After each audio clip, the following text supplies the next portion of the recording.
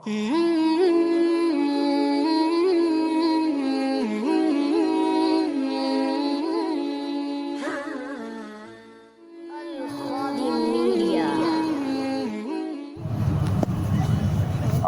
صبح کے پروگرام میں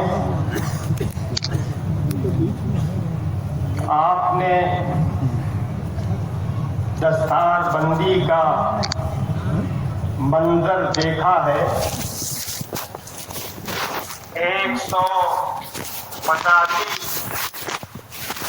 علماء کرام اور حفاظ اعظام کے سروں پر فضیلت کی پگڑی باندھی گئی یا دی گئی۔ یہ علامت ہے اس بات کی کون فون کر رہے ہیں کہ ان حضرات کے حفظ قرآن پر، دین کی سمجھ پر، دین کو سمجھنے پر ادارے کے اساتذہ، ادارے کے ذمہ داروں کو اعتماد ہے اور انہوں نے تعلیم کا ایک مرحلہ مکمل کر لیا۔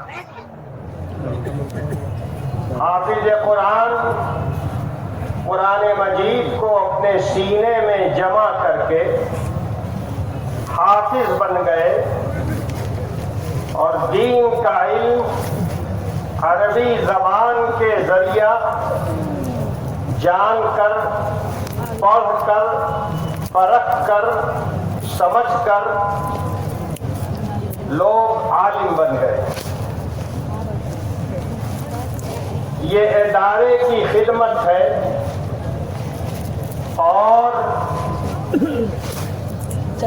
کوئی بھی ادارہ اپنی خدمت کی وجہ سے، اپنے پھل سے جس طرح درخت پہچانا جاتا ہے، اسی طرح ادارہ ان شخصیتوں کے ذریعے پہچانا جاتا ہے جن شخصیتوں کو ادارہ تیار کرتا ہے۔ آپ کے اس ادارے اور محبوب ادارے نے علماء کو تیار کیا، حفاظ کو تیار کیا اور بڑی تعداد میں تیار کیا۔ یہ اس بات کی علامت ہے کہ ادارہ کارگزار ہے، ادارہ خدمت انجام دے رہا ہے اور ادارے کو جو کام کرنا چاہیے وہ کام پوری مستعدی سے انجام دے رہا ہے۔ یقیناً یہ بات آپ تمام لوگوں کے لیے اطمینان کی ہے، خوشی کی ہے، اللہ کا شکر ادا کرنے کی ہے کہ آپ کے خطے میں، آپ کے علاقے میں، آپ کے شہر میں اللہ تعالیٰ نے ایک ایسے ادارے کو کھڑا کر رکھا ہے جس کے ذمہ دار، جس کے منتظمین، جس کے مدرسین مخلص ہیں، کارگزار ہیں اور کاموں کو بہتر طریقے پر انجام دے رہے ہیں۔ اور یہ حضرات اتنے ذمہ دار اور جواب دہ قسم کے ہیں کہ انہوں نے ایک لامبی قطار تیار کر رکھی ہے حافظ کی اور عالم کی۔ یہ بات آپ کے لیے بڑے اطمینان کی ہے۔ دیکھیے اور اس بات کو یاد رکھیے کہ ایسے ادارے جہاں ہوں گے، جس خطے میں ہوں گے، جس علاقے میں ہوں گے، ان اداروں کے فیض سے پورا علاقہ فیض یاب ہوتا رہے اور اس ادارے کی برکت سے اللہ تعالیٰ آپ سبوں کو نعمت اور برکت سے نوازے گا۔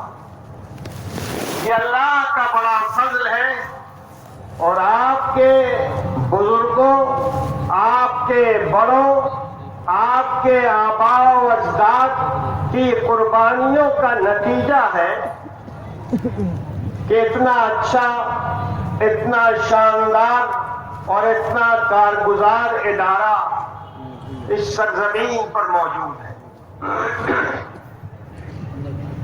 آپ کی ذمہ داری ہے کہ آپ اس ادارے کے ساتھ جڑے رہیں، اس کے ساتھ لگے رہیں، اس کے ساتھ جمے رہیں۔ یاد رکھیے، اگر آپ اس ادارے کے ساتھ لگے رہیں گے، جڑے رہیں گے، تو آپ بھی مضبوط رہیں گے اور ادارہ بھی مستحکم رہے گا۔ آپ کی ذمہ داری ہے کہ آپ ادارے سے فائدہ اٹھاتے رہیں اور ادارے کو فائدہ پہنچاتے رہیں۔ اور جب میں یہ کہتا ہوں اور یہ کہہ رہا ہوں کہ ادارے کو آپ فائدہ پہنچاتے رہیں، تو آپ کا ذہن بالکل واضح ہونا چاہیے، صاف ستھرا ہونا چاہیے۔ ادارے کو فائدہ پہنچانے کا مطلب صرف یہ نہیں ہے اور بالکل یہ کافی نہیں ہے کہ آپ ادارے کی مالی ذمہ داریوں کو پورا کریں، یہ مطلب نہیں ہے۔ یہ تو آپ کریں گے ہی، آپ کا فرض ہے۔ آپ کی ذمہ داری ہے کہ ایک بڑھتے درخت کو اور بھی اپنی خدمتوں کے ذریعے، اپنے تعاون کے ذریعے آگے بڑھائیں، ترقی دیں، یہ آپ کی ذمہ داری ہے۔ لیکن اس بات کو اپنے دل میں جمائیے کہ ادارے کو کچھ روپے دے کر، کچھ سرمایہ دے کر آپ کی ذمہ داری ختم نہیں ہوتی۔ یہ آپ کی ایک ذمہ داری ہے اور بنیادی ذمہ داری ہے۔ آپ کی ایک دوسری ذمہ داری یہ ہے کہ آپ ادارے میں اپنے بچوں کو بھیجیے، دین کا علم حاصل کرنے کے لیے بھیجیے، حافظ قرآن بننے کے لیے بھیجیے۔ اور کیوں بھیجیے؟ اس معاملے میں ذہن صاف ستھرا رکھیے۔ بالکل بہت سے لوگ آج کل عام طریقے پر ہر شہر میں کچھ لوگ ایسے مل جاتے ہیں جو حافظ قرآن کی اہمیت اور عظمت نہیں سمجھتے، اور ذرا ہلکے انداز پر حافظ جی کہہ کر کے گزر جایا کرتے۔ جو وزن، جو عظمت، جو صلاحیت اللہ تعالیٰ نے حافظ قرآن کے اندر رکھی ہے، بعض لوگ اس عظمت کو اپنی زبان، اپنے انداز سے ہلکا کرتے۔ آپ کو یہ سمجھنا چاہیے کہ یہ طریقہ سمجھنے کا یہ انداز بالکل غلط ہے۔ حافظ قرآن کون ہوتا ہے؟ پہلے تو یہ سمجھیں، ہر وہ آدمی جس کا ذہن اچھا ہے، جس کا حافظہ اچھا ہے، جس کی آواز اچھی ہے، جو محنتی ہے، ضروری نہیں ہے کہ وہ حافظ قرآن ہو جائے۔ حافظ قرآن وہی ہوتا ہے جسے اللہ تعالیٰ ایک خاص کام کے لیے چنتے ہیں۔ حافظ قرآن اللہ کا چنا ہوا بندہ ہوا کرتا ہے۔ ایسے ایسے لوگ اس دنیا میں آسانی کے ساتھ مل جائیں گے جن کا حافظہ بہت شاندار ہے، جو ایک دفعہ ایک بات کو پڑھتے ہیں اور برس ہا برس اسے یاد رکھتے ہیں، ایک بات سنتے ہیں، زمانے تک وہ بات انہیں یاد رہتی ہے، لیکن وہ حافظ نہیں ہوتے۔ اور ہر اچھے حافظے والے کے لیے حافظ ہو جانا یہ ممکن بھی نہیں۔ اللہ تعالیٰ کی شان، اللہ تعالیٰ جسے چاہتے ہیں حافظ بننے کی توفیق دے دیتے ہیں، جسے یہ توفیق نہیں ملتی وہ تمام تر صلاحیتوں کے باوجود حافظ نہیں بن پاتا۔ اور میں ایک مثال دوں، بڑی واضح مثال۔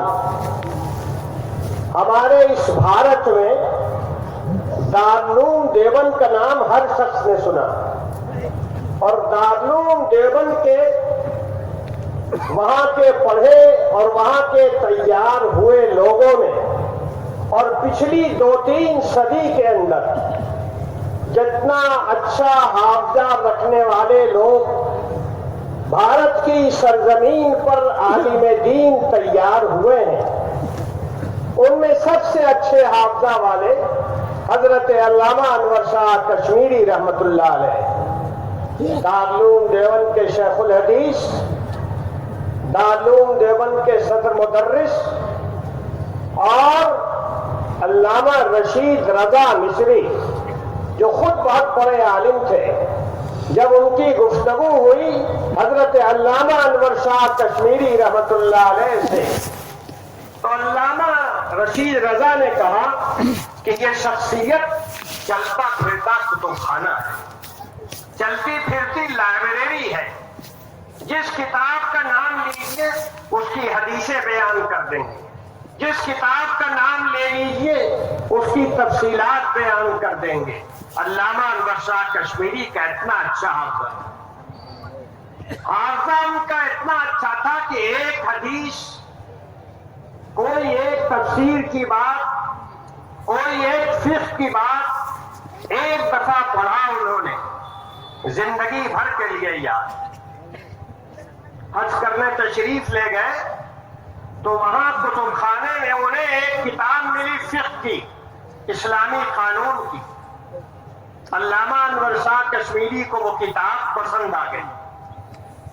علامہ نے کتب خانے کے منتظم سے کہا کہ آپ اجازت دیجیے میں اس کو لکھ لوں، نقل کر لوں۔ منتظم نے کہا پڑھنے کی اجازت ہے، نقل کرنے کی اجازت کتب خانے میں نہیں۔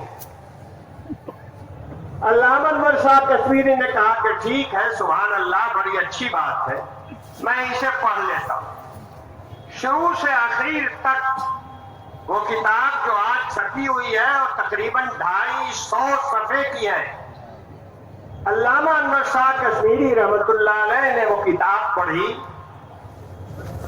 لوٹ کر اپنے ملک بھارت آئے، دارالعلوم دیوبند میں بیٹھے،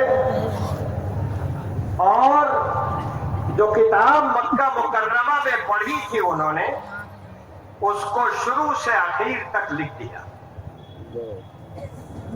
اور آپ کو سن کے حیرت ہوگی، لکھنے کے بعد وہ کتاب، اس کی نقل تیار ہوئی اور پھر یہاں سے بھیجی گئی مکہ مکرمہ،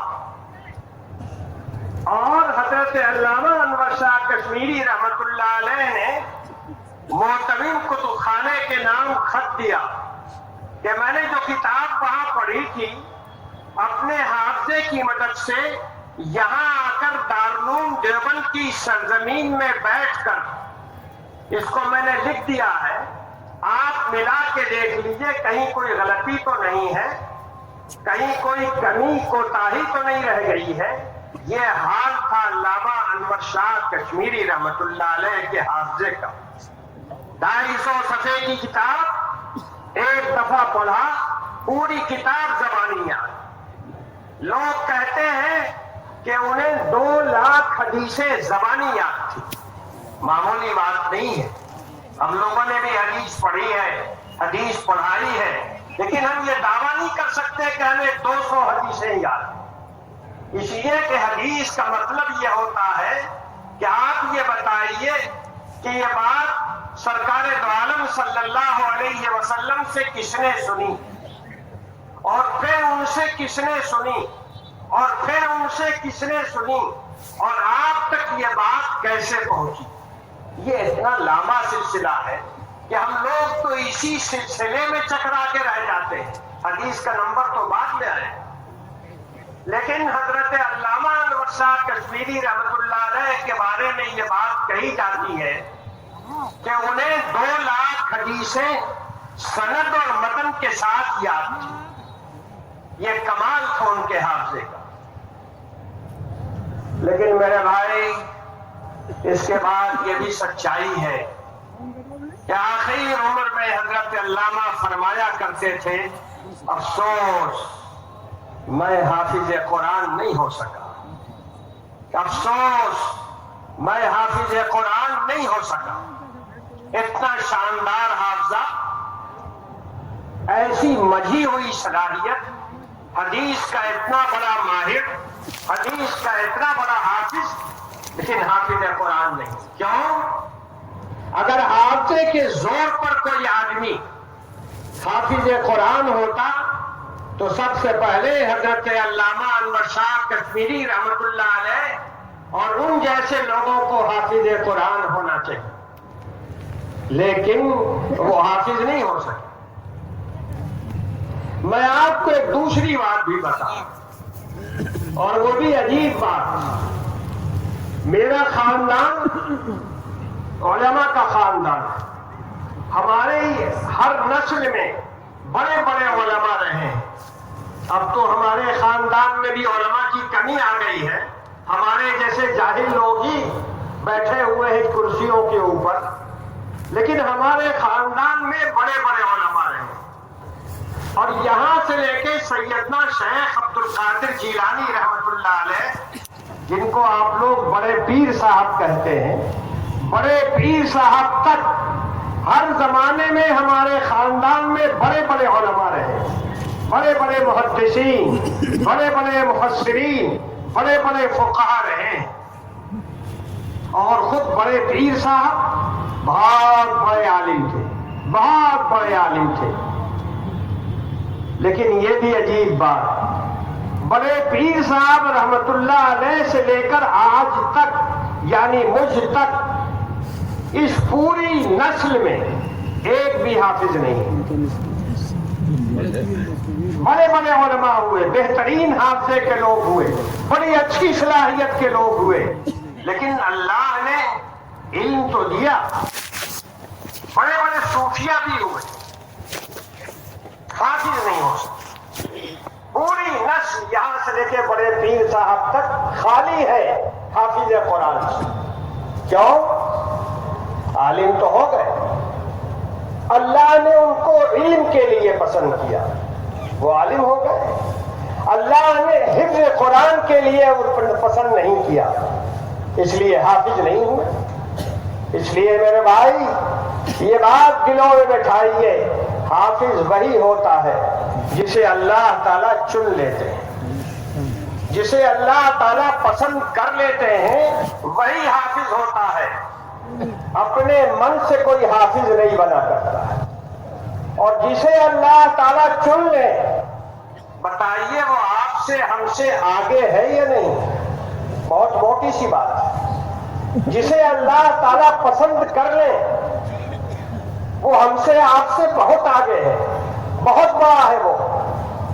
اور اللہ تعالیٰ کیوں پسند کرتے ہیں یہ بھی سمجھ لیجئے. حافظ قرآن سے اللہ تعالیٰ کو ایک کام لینا ہے. اللہ تعالیٰ نے قرآن مجید میں فرمایا, جو آیت میں نے شروع میں پڑھی, کہ میں نے اس ذکر کو یعنی قرآن مجید کو میں نے اتارا, اور بڑی طاقت سے. جو لوگ عربی جانتے ہیں, عربی زبان و ادب سے واقف ہیں, وہ قرآن مجید کے اس ٹکڑے کی قیمت کو اچھی طرح سمجھیں گے. بڑے زور کے ساتھ قرآن مجید کہتا ہے کہ ہم نے ہی اس ذکر کو نازل کیا ہے, یعنی اللہ تعالیٰ اپنی قدرت ظاہر کر رہے ہیں کہ ہم نے قرآن مجید نازل کیا. یہ میری ہی قدرت تھی, کسی اور کے بوتے کی بات نہیں تھی. وَإِنَّا لَهُ لَحَافِظُونَ, اس میں بھی بڑی طاقت ہے. اس حصے میں, اس جملے میں اللہ تعالیٰ نے فرمایا ہم ہی اس کی حفاظت کریں گے۔ اللہ نے چیزوں کی ذمہ داریاں لوگوں کو دی، انبیاء کو بڑی بڑی ذمہ داریاں دی گئیں، ہمارے آپ کے آقا جناب رسول اللہ صلی اللہ علیہ وسلم کو بڑی بڑی ذمہ داریاں دی گئیں، لیکن قرآن مجید کی حفاظت کی ذمہ داری اللہ نے کسی کے حوالے نہیں کی، اللہ نے اس کو اپنے ہاتھ میں رکھا۔ اِنَّا لَهُ لَحَافِظُونَ، ہم ہی اس کی حفاظت کریں گے، کسی دوسرے کی ضرورت نہیں۔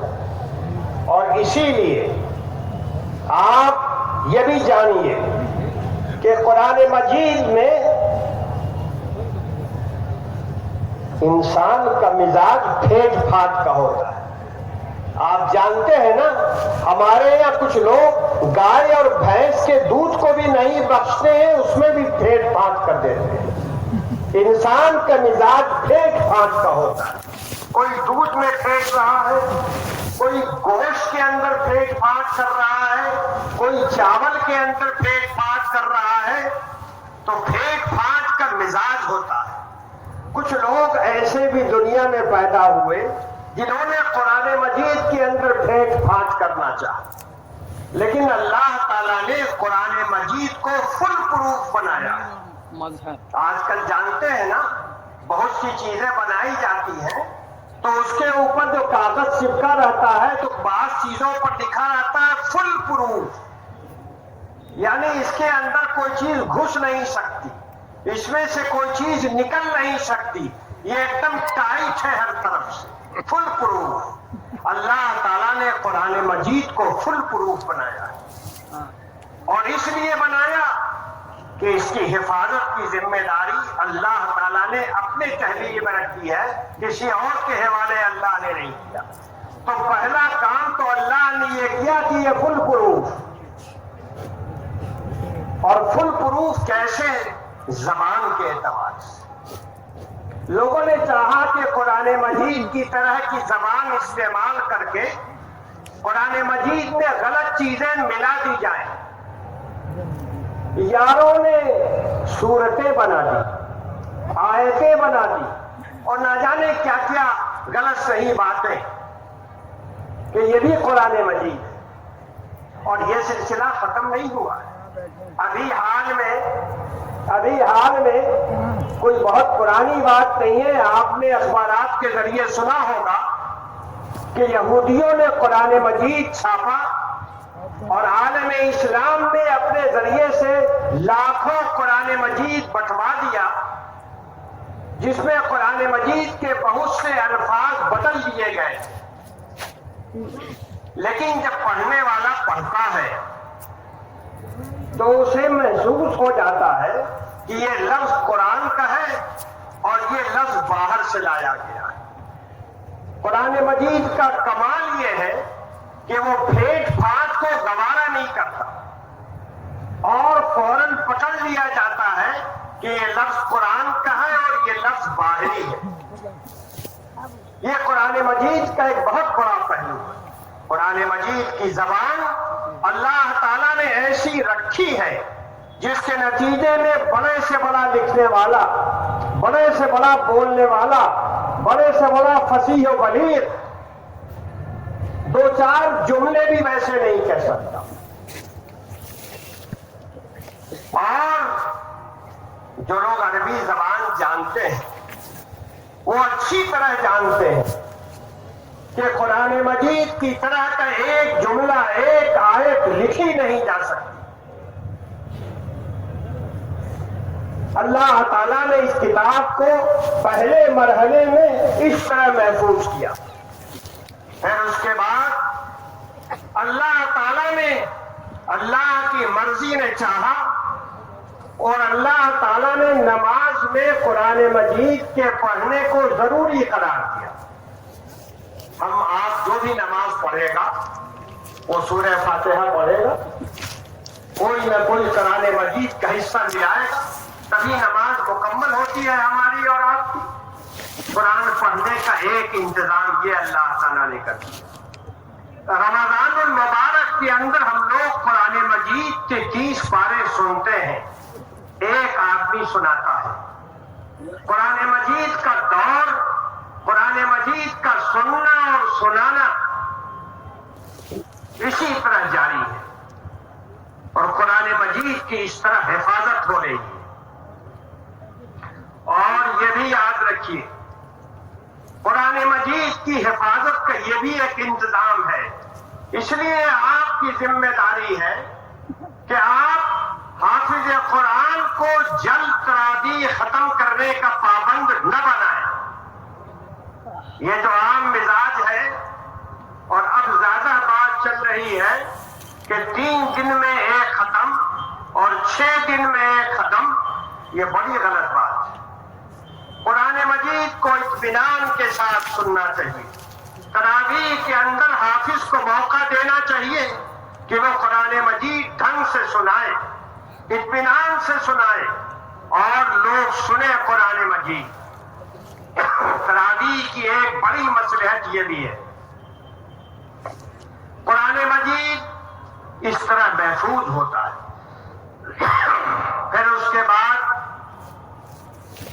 اللہ نے جو وعدہ فرمایا ہم اس کتاب کی حفاظت کریں گے، اس کے لیے اللہ تعالیٰ نے ایک جماعت ہر زمانے میں کھڑی کی، اور اسی کو حافظ قرآن کہتے ہیں۔ حافظ قرآن وہ جماعت ہے جس جماعت کو اللہ نے کھڑا کیا ہے، اللہ نے پسند کیا تو ایک آدمی حافظ ہوا، اور اللہ نے پسند اس لیے کیا تھا تاکہ قرآن مجید کی حفاظت کی ذمہ داری انجام دی جائے۔ تو حافظ قرآن ایسا انسان ہوتا ہے جو اللہ کے کیے ہوئے وعدے کو پورا کرنے کا ذریعہ ہوا کرتا ہے، یہ ہے حافظ قرآن۔ اس لیے حافظ قرآن کوئی معمولی چیز نہیں ہے، کوئی معمولی چیز نہیں ہے۔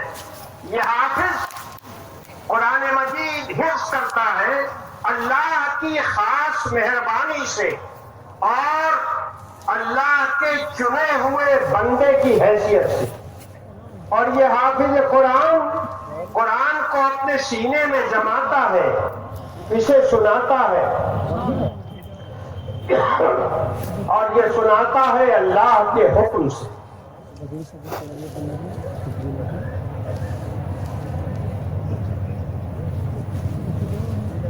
قرآن مجید سناتا ہے اللہ کے حکم سے۔ یہ اللہ کے چنے ہوئے بندے، ہماری آپ کی ذمہ داری ہے کہ ان کے اس اہمیت کو سمجھیں، اور یہ سمجھیں کہ اللہ کے یہ چنے ہوئے بندے ہیں جو اللہ کی راہ میں لگے ہوئے ہیں اور اللہ کے وعدے کو پورا کر رہے ہیں۔ اس لیے یہ ہم سے بہت آگے ہیں، یہ بڑے محترم ہیں، ان کا احترام کرنا چاہیے، ان کی خدمت کرنی چاہیے، انہیں ہلکا نہیں سمجھنا چاہیے۔ بہت سے لوگ یہ دیکھا گیا ہے، اور میں نے خود سنا ہے، آپ بھی سنتے ہو، حافظ کے بارے میں اچھی بات، اچھی رائے نہیں رکھتے، اچھی بات نہیں کہتے،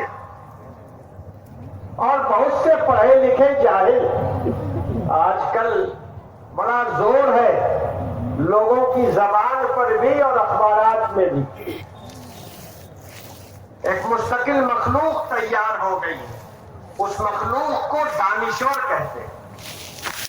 تو یہ عام طور پر دانشور مخلوق، حالانکہ کسی غلط فہمی میں اتنا مبتلا ہوئیے گا، دانشور سے لوگ دھوس کھاتے ہیں، جیسے لٹھیت سے دھوس کھاتے ہیں نا، ویسے دانشور سے بھی دھوس کھانے لگے ہیں لوگ۔ لیکن ایک بات راز کی ہے، وہ بتاتا ہوں آپ کو، دانشور سے گھبرانے کی ضرورت نہیں ہے، اس کے آخر میں واو رے ہے، اور یہ واو رے وہی ہے جو جانور کے آخر میں ہوا کرتا۔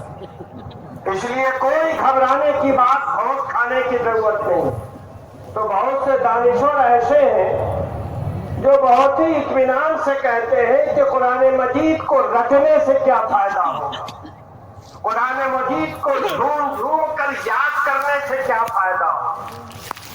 تو کیا آپ کی طرح فل پینٹ پہننے سے کوئی فائدہ ہو جائے گا؟ یہ بھی طے کر لینے کی بات ہے۔ ارے وہ تو اللہ کے کام میں لگا ہوا، یہ تو اس کی عظمت ہے، تم سمجھتے نہیں ہو اور یہ کہہ رہے ہو کہ رکھنے سے کیا ہوگا۔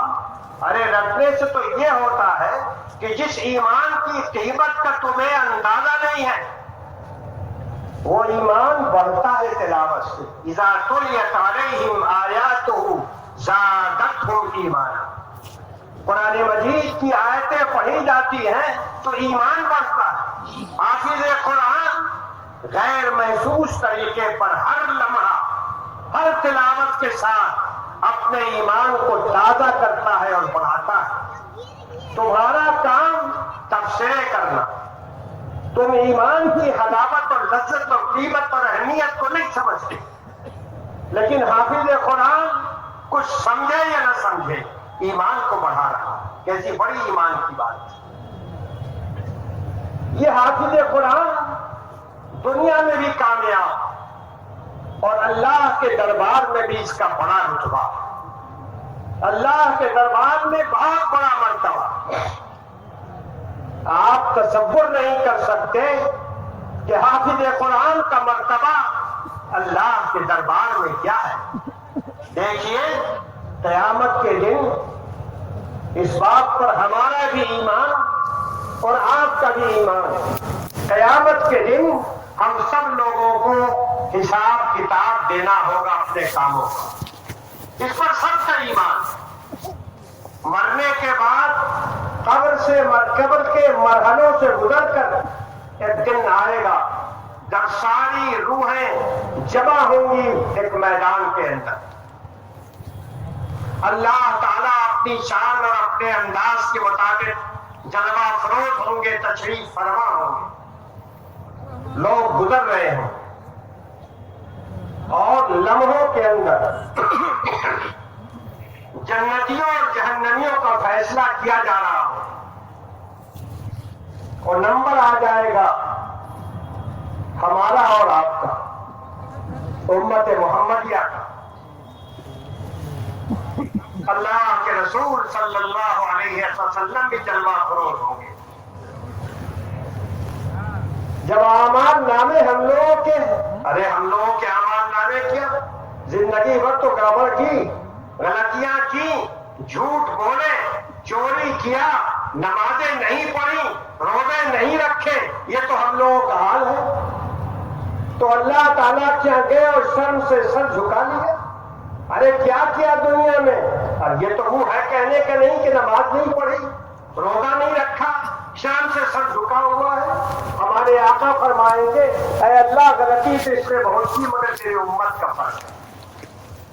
اللہ کے رسول کی سفارش کے بعد اللہ تعالیٰ کہیں گے بھائی یہ محمد کی امت کا آدمی ہے، یہ محمد کی پارٹی کا آدمی ہے، بھیج دو جنت، بھیج دو جنت۔ جنت پہنچ جائیں گے محمد صاحب، فلانے محمد، فلانے احمد، شرف الدین، مصلح الدین، سب دھڑا دھڑ جنت جا رہے ہیں۔ اس کے بعد دوسرے انبیاء کو خیال آئے گا، کہہ رہے یہ تو اپنی امت کی اپنی امت کی ضرورت پوری کر رہے ہیں۔ تو اب کھڑے ہوں گے حضرت موسیٰ علیہ السلام، آپ بھی سفارش فرمائیں گے، حضرت عیسیٰ علیہ السلام وہ بھی سفارش فرمائیں گے، انبیاء کا ایک سلسلہ، اور سب اپنے حساب سے اپنے امت والوں کی سفارش فرمائیں گے۔ لیکن حضور صلی اللہ علیہ وسلم کھڑے ہیں، کیوں؟ امت کی خاطر، امت کی محبت میں اور امت کا بیڑا پار کرانے کے، اور امت بھی حضور کی ماشاءاللہ جہاں دیکھیے جلوہ کثرت اولاد، کیا کہنا، ہر گھر کے اندر 5-5 10-10 بچے ہیں، تو امت بھی اتنی پھیلی ہوئی اور 1400 سال سے اس سنت کے اوپر عمل ہو رہا ہے، تو امت اتنی لمبی ہے اور اتنی سفارش کرنی ہے۔ حضور کھڑے ہوئے ہیں، تکلیف برداشت کر رہے ہیں، ہمارے لیے اور آپ کے لیے کر رہے ہیں۔ تو یہ مرحلے گزریں گے قیامت کے دن، انبیاء کرام سفارش کریں گے، حضور صلی اللہ علیہ وسلم سب سے پہلے سفارش کریں گے۔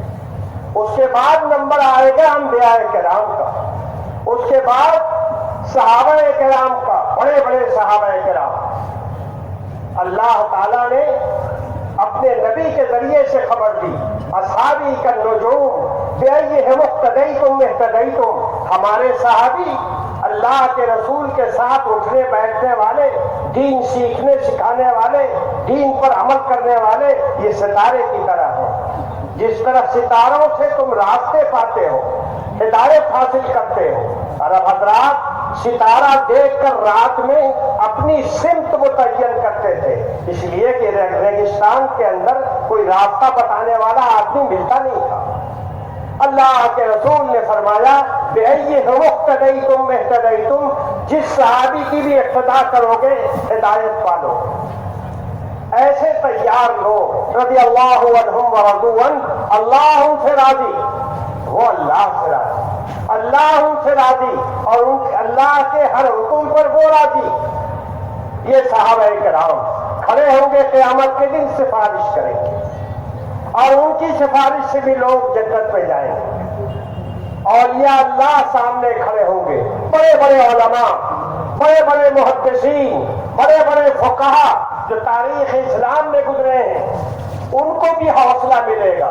ارے بھائی، جب نبیوں نے سفارش کر دی، جب صحابہ کرام نے سفارش کر دیا، جب امام ابو حنیفہ نے سفارش کر دیا، امام شافعی، امام مالک نے سفارش کر دی، جب امام بخاری نے سفارش کر دی، تو اب بعد کے لوگ سفارش کرنے لگے۔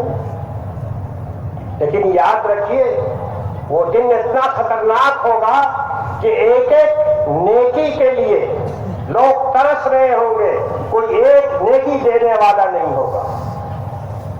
باپ بیٹے کو نہیں پہچانے گا، ماں بیٹی سے کنارے کر لے گی، کہیں ایسا تو نہیں ہے کہ بیٹی آ رہی ہے نیکی مانگنے کے لیے آ رہی ہے، ہم نیکی کہاں سے دیں گے؟ آج تو ہمیں اپنے ہی نیکیوں کے لالے پڑے ہوئے ہیں۔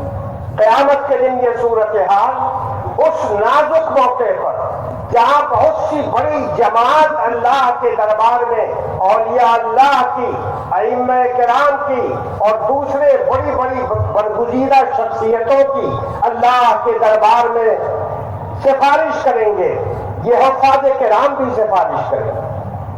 قرآن مجید کو یاد کرنے والے، قرآن مجید کو سننے اور سنانے والے یہ حافظ اللہ کے دربار میں سفارش کریں گے، اور ایک دو نہیں، کم سے کم 10 کی سفارش کریں گے۔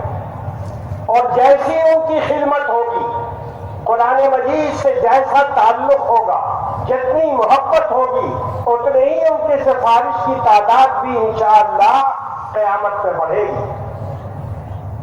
یہ ہے درجہ حافظ قرآن کا۔ اب بھلا بتائیے، ایسا انسان آپ کے سماج میں، آپ کی آبادی میں تیار ہو رہا ہے تاکہ قیامت کے دن وہ سفارش کرے اور دنیا میں قرآن مجید کی خدمت کرے۔ اب آپ بتائیے، آپ کی ذمہ داری کیا ہے؟ آپ کی ذمہ داری کیا ہے؟ کیا آپ نہیں چاہتے کہ آپ اپنے گھر میں ایک ایسا انسان تیار کریں جو اللہ کے دربار میں آپ کا سفارشی ہو؟ سوچ لیجیے اس بات کو اور فیصلہ کیجیے۔ یہ گھڑی فیصلہ کرنے کی ہے۔ ایک انسان ہر گھر میں ہونا چاہیے جو اس گھر کے لوگوں کی سفارش اللہ کے دربار میں کرے۔ آپ کی ذمہ داری ہے، ٹھان لیجیے آپ، ہمارے گھر میں ایک شخص حافظ بنے گا، ہمارے گھر میں ایک شخص حافظ بنے گا، ایک ایسا انسان ہم تیار کریں گے جو اللہ کے دربار میں ہم لوگوں کی سفارش کرے۔ یہ ذمہ داری ہماری ہے اور ہم میں سے ہر ایک کی ذمہ داری ہے۔ یاد رکھیے، حافظ بنانا آپ کی ذمہ داری نہیں، لیکن کوشش کرنا آپ کی ذمہ داری۔ آپ کی ذمہ داری ہے جہاں مدرسے میں جا کر کے مفتی صاحب کے حوالے بچے کو کریں اور کہیں کہ یہ ہمارے گھرانے کا سفارشی ہوگا اللہ کے یہاں، اس کو حافظ بنا دیں۔ مفتی صاحب بھی کوشش کریں گے, حافظ صاحب بھی کوشش کریں گے, مدرس بھی کوشش کریں گے, اور اللہ کی مرضی ہوگی, اللہ نے اس کام کے لیے چن لیا ہوگا تو وہ آپ کے گھر کے ایک فرد کو حافظ بنا دے گا. لیکن میرے بھائی, کوشش کرنا آپ کی ذمہ داری. اسی لیے میں نے شروع میں کہا آپ سے کہ آپ کا کام صرف چندہ دینا نہیں ہے. چندہ تو آپ دیں گے, ارے چندہ نہیں دیں گے تو کیا کریں گے, پھر پھندا ہی پھندا ہے. رات سنا نا آپ نے, جتنا کٹیا کے نوٹ بڑکا بڑکا رکھا تھا لال اور بلو والا, سب سناٹے میں آیا کہ نہیں آیا, راضی کی بات ہے, ابھی سال 2 سال بھی نہیں گزرے, جتنا کٹیا کے رکھتے رہے تھے سب سو. یہی تو ہوا ہے. صبح جو اٹھے گئے بنیا کے یہاں کہ چاول دے دو 1 کلو, نہ یہ 500 نہیں لینے والے, 1000 نہیں والے, بند ہو گیا یہ سب. تو جتنا تھکیا کے رکھیں گے آپ, رات میں ختم, ایک رات میں ختم. جتنا خرچ کر دیں گے وہی جمع ہے. جتنا خرچ کر دیں گے, اور خرچ کہاں کریں گے؟ لوگ آج کل ڈی جے سننے میں بھی خرچ کرتے, سنیما دیکھنے میں بھی خرچ کرتے, ٹی وی خریدنے پر بھی. ہاں بالکل ہوتا ہے. آج کل ماشاءاللہ 4 پیسے نہیں ہو گئے کہ مصیبت, وہ گھر ہی نہیں ہے جہاں ٹی وی نہیں ہو. کہتے کرے یہ گھر ہے یا مسجد؟ کمال کیا, گھر میں ٹی وی ہوتا ہے, مسجد میں ٹی وی نہیں ہوتی. یہ پہچان ہے مسجد کی اور گھر کی. تو یہ صورتحال ہے آج کل.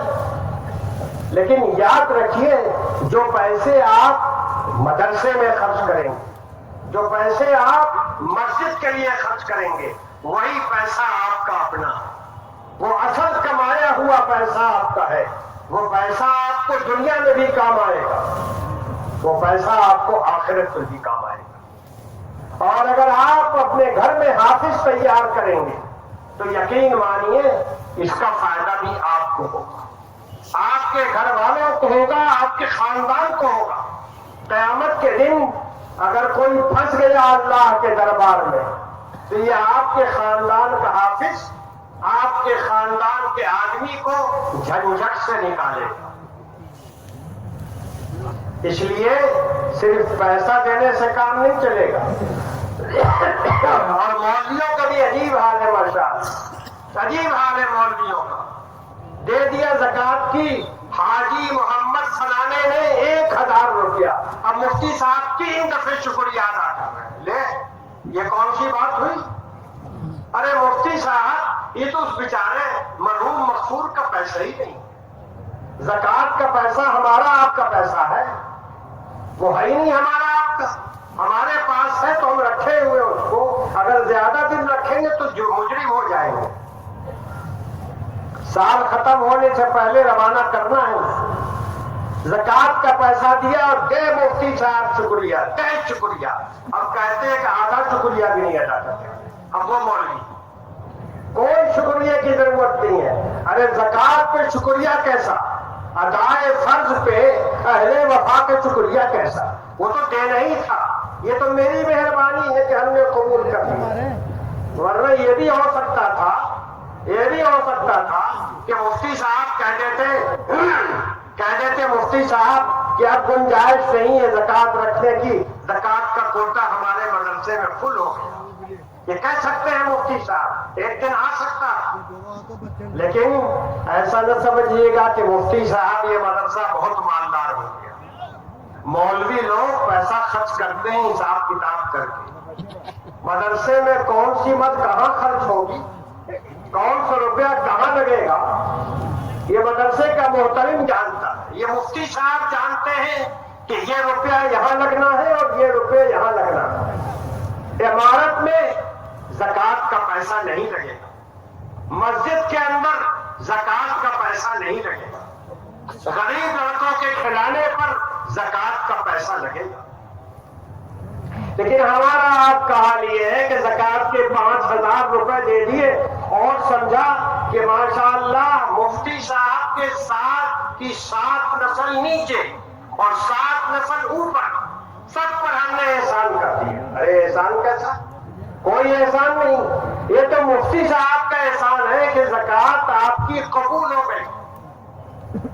اس لیے میرے بھائی زکوٰۃ کی رقم اس کے علاوہ کچھ اور رقم وہ بھی دیا کیجیے اس مدرسے کے اندر. جو مدرسے کارگزار ہیں اس میں پیسے دیجیے.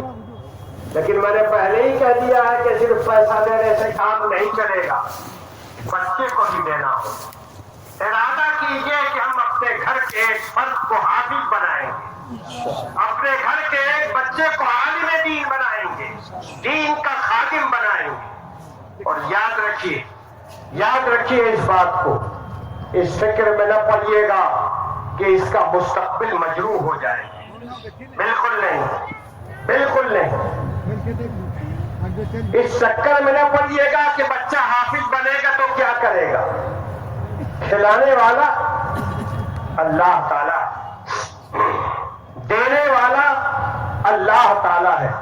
جب دینے پہ آتا ہے تو جاہل ہی نہیں, انگوٹھا ٹیک جاہل کو کروڑپتی ارب پتی بنا دیا کرتا ہے. اور جب نہیں دینے پہ آتا ہے تو بڑے بڑے پی ایچ ڈی ڈیلٹ بھی جوتیاں چکھاتے نظر آتے ہیں سڑکوں کے اوپر. یہ مال کس کو ملے گا, یہ دولت کس کو ملے گی, سرمایہ کس کے پاس جائے گا, یہ فیصلہ اللہ کا ہے, ہمارا اور آپ کا نہیں. اس لیے اس فکر میں نہیں پڑنا چاہیے کہ اگر حافظ بنا دیں گے تو کیا ہوگا, کہاں سے کھائے گا. جو اللہ سب کو کھلانے والا ہے وہ ان حفاظ کو بھی کھلاتا ہے, ان کی اولاد کو بھی کھلاتا ہے, ان کے گھرانے کی پرورش بھی کرایا کرتا ہے. میرے بھائی آج کی مجلس سے مجھے اتنی بات کہنی تھی کہ آپ سب حافظ قرآن کی اہمیت کو سمجھیے اور ارادہ کیجیے کہ آپ کے گھر میں ایک حافظ تیار ہوگا. اللہ تعالیٰ آپ کے ارادے کو قبول فرمائے. اللہ تعالیٰ اس ادارے کو دن دوگنی رات چوگنی ترقی دے, اور اللہ تعالیٰ اس کے مدرسین کو, اس کے منتظمین کو, اس کے ارکان کو بہترین بدلہ دنیا اور آخرت میں دے. وآخر دعوانا الحمد للہ رب العالمین.